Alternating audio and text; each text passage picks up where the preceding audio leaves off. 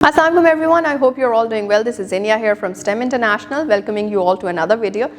English book 7 की जो है वो continuation है. Chapter number 9 जो है The Day River Spoke.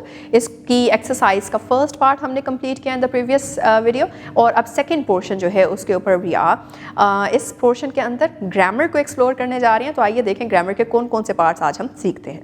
तो in this particular video what we are gonna do is कि हम जो है वो अपना second portion of the exercise start करने जा रहे हैं, दैट इज़ गो ग्रामर.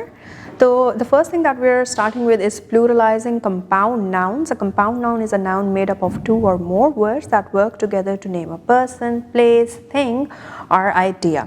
एक कंपाउंड नाउन क्या होता है? एक ऐसा नाउन जो कि दो या दो से ज़्यादा अल्फाज से मिलकर जुड़कर जो है वो बना हो और उसका फंक्शन क्या होता है कि वो किसी भी इंसान, शख्स या किसी जगह या किसी चीज़ या फिर किसी आइडिया का नाम बन जाए.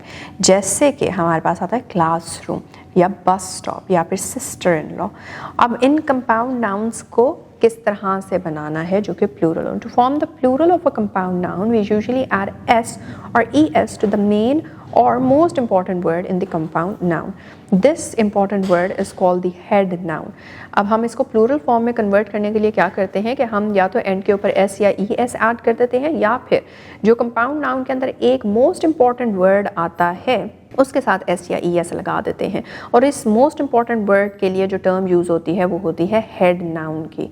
The head noun tells us what the compound noun refers to. Head noun हमें ये बता रहा होता है कि कंपाउंड नाउन एक्चुअली में किस चीज़ को रेफर कर रहा है. एग्जाम्पल के तौर पे नंबर 1 कंपाउंड नाउन है ब्रदर इन लॉ. तो हेड नाउन यहाँ पे ब्रदर आ गया तो प्लूरल फॉर्म क्या हो जाएगी? Brothers in law. इसी तरह से एक कंपाउंड नाउन आता है स्ट्रॉबेरी, क्योंकि ये दो चीज़ों से मिलकर बना है, स्ट्रॉ एंड बेरी. तो हेड नाउन इसमें बेरी आता है और प्लूरल फॉर्म इसमें क्या हो जाती है? स्ट्रॉबेरीज. फिर उसके बाद school teacher, head noun teacher है तो school teachers. Notebook, head noun book है, note books. Playground, head noun ground है, प्ले ग्राउंड्स. कुछ इंपॉर्टेंट रूल्स हैं जो हमें याद रखने हैं, जैसे कि एक, हर वर्ड को प्लूरलाइज नहीं करना. हमने प्लेज ग्राउंड्स नहीं कहा, हमने प्ले ग्राउंड्स कहा है. सिर्फ और सिर्फ हेड नाउन को प्लूरलाइज करना है, राइट, जैसे हमने देखा. और अगर कोई हाइफन का इस्तेमाल नहीं है तो फिर लास्ट वर्ड को हम प्लूरलाइज कर देते होते हैं. Now we have a task on page 101 जो कि the first task related to this and that is to underline the head noun in each compound noun. जैसे कि एक है maid servant, तो हम यहाँ पे क्या देख रहे हैं कि head noun क्या होगा? Would it be maid servant or maid servants? Maid servants, right? तो servants है क्योंकि इसमें hyphen नहीं है. Then we have washing machine, तो उसका head noun machine होगा तो washing machines हो जाएगा. Mother in law हाइफन है, mothers in law. And then we have taxi driver, तो टैक्सी ड्राइवर्स हो जाएगा. अब इन ब्रदर इन लॉ साथ में आपको जो है वो एक बॉक्स में कुछ बातें बताई हैं. Brother in law the main or head noun is brother so it becomes brothers in law. Strawberry के अंदर बेरी चेंजेस टू बेरीज और स्कूल टीचर में the plural is made by adding S to teacher. ये हम कर चुके हैं, right. And then we have the second task that is to write the plural of each compound noun, then use the plural forms in your own sentences. Bus stop है तो bus stops हो जाएगा, right. और इसके बारे में आपने एक सेंटेंस बना देना. For example, I couldn't reach the bus stops, the bus stop at time, और the bus stops are not well managed, right. फिर दूसरा आ जाता है पुलिस ऑफिसर, तो इसमें हाइफन या पुलिस ऑफिसर्स आएगा. And then we have son in law, sons in law. Then we have blackberry, blackberries. And lastly we have bus drivers. अब इनके आपने अपने अपने सेंटेंसेस बना लेने हैं. And next we move on with conjunctions of purpose. तो purpose के कंजंक्शंस कौन से होते हैं? Conjunctions of purpose are used to show why an action is done. They connect an action to it's reason और एम. ये ऐसे action को जो है वो अपने वजह के साथ या रीज़न के साथ कनेक्ट करने के लिए यूज़ किए जाते हैं. कुछ कॉमन जो कंजंक्शंस ऑफ पर्पस हैं वो कौन कौन से हैं? Number 1 so that, in order to, so, lest. Lest होता है यूज टू शो प्रिवेंशन, कि अगर कोई चीज़ जो है वो रोकनी है तो. एग्जाम्पल के तौर पे she saved money so that she could buy a bicycle. तो so that she could buy a bicycle हम देख रहे हैं कि किस तरह से पर्पस दिखा रहा है. The teacher repeated the instructions so that everyone could understand. Same thing, he whispered in order that no one might hear him. Walk carefully lest you slip on the floor. के ध्यान से चलो अगर तो slip होना नहीं चाहते. Then we have conjunctions of condition. अब ये क्या होते हैं? They show that an action will happen only if a certain condition is met. ये काम तभी होगा जब एक सर्टन कंडीशन जो है वो पूरी होती हो। These conjunctions link two clauses, one is the main clause and the other is the dependent clause. तो दो क्लॉजेस का जो है वो जोड़ होता है इसके अंदर, एक मेन क्लॉज होता है और दूसरा डिपेंडेंट क्लॉज होता है। और कॉमन कंजंक्शंस ऑफ कंडीशंस कौन कौन से होते हैं? इफ, अनलेस और otherwise. If it rains the match will be cancelled, you will not succeed unless you work hard, hurry up, otherwise you will miss the train. If she studies regularly, she will improve her results.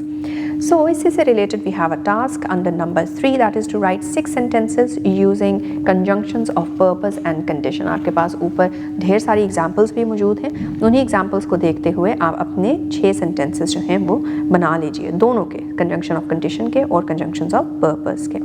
And with that we move forward with another type of what we are to learn, that is prepositional phrases. अब ये क्या होते हैं? So prepositional phrases is a group of words that begins with a preposition and ends with its subject.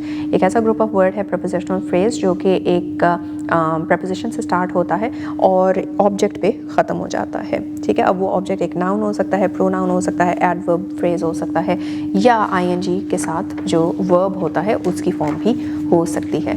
Structure क्या होता है इसका कि preposition आया, उसके बाद noun या pronoun लग गया, preposition आया तो उसके साथ adverb लग गया, अब वो place का हो या time का हो, इसी साथ preposition को यूज़ करते हुए verb की ing form जिस तरह हमने पहले भी डिस्कस कर ली।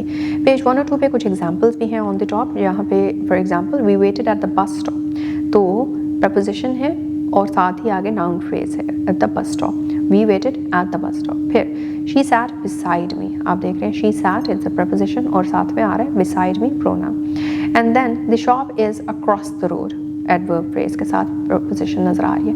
He is interested in learning new skills, तो फिर ing फॉर्म के अंदर लर्निंग न्यू स्किल्स जो है वो हमें नजर आ रहा है। ऐसे ही what we are to do is underline the prepositional phrases in the following sentences. क्या?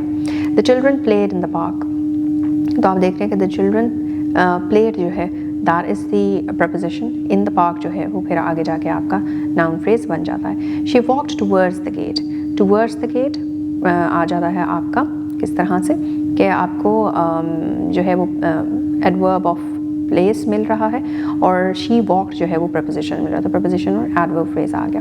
फिर उसके बाद he succeeded through hard work, through hard work से ये जो है वो आपका फिर यहाँ पे दोबारा से आपके पास नाउन या प्रोनाउन आ जाता है और उससे पहले जो है वो आपके पास ही succeeded is the preposition. Then they talked about solving the problem, solving ing form में यूज़ हो रहा है विद द प्रपोजिशन। अब कॉमन प्रपोजिशनल फ्रेजेस भी हैं हमारे पास जो कि मीनिंग बेस्ड होते हैं, जैसे कि इन स्पाइट ऑफ कंट्रास्ट दिखाता है, इन spite of the noise she completed her work, के शोर होने के बावजूद उसने काम अपना पूरा कर लिया।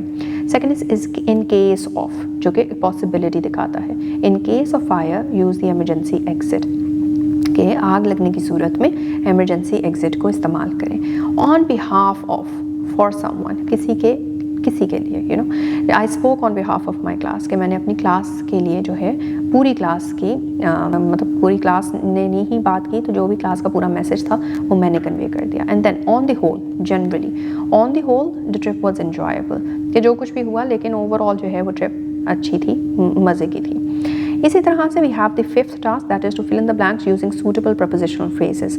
सजेस्टेड फ्रेजेस हैं on behalf of, in spite of, on the whole, in case of, इनको हमने इसमें इस्तेमाल करना है। Number 1 dash heavy traffic we arrived on time, तो in spite of heavy traffic we arrived on time, के heavy traffic होने के बावजूद हम वक्त पे पहुंच गए। Please accept this gift dash my parents, please accept this gift on behalf of my parents, उनकी तरफ से मैं आपको ये गिफ्ट दे रहा हूँ। C dash an emergency call this number, तो इसमें होगा in case of emergency call this number, के इमरजेंसी होने की केस में आप ये की सूरत में आप ये नंबर मिला लें। Then D is dash the students performed very well, on the whole the students performed very well, and we are done with that. इसी तरह से 6th हमारे पास टास्क आ जाता है to rewrite the sentences using the past perfect tense. The first one is Ali ate his lunch then he went to school, तो इसको किस तरह से पास्ट परफेक्ट में करेंगे? Ali had eaten his lunch before he went to school, the match ended then we arrived, the match had ended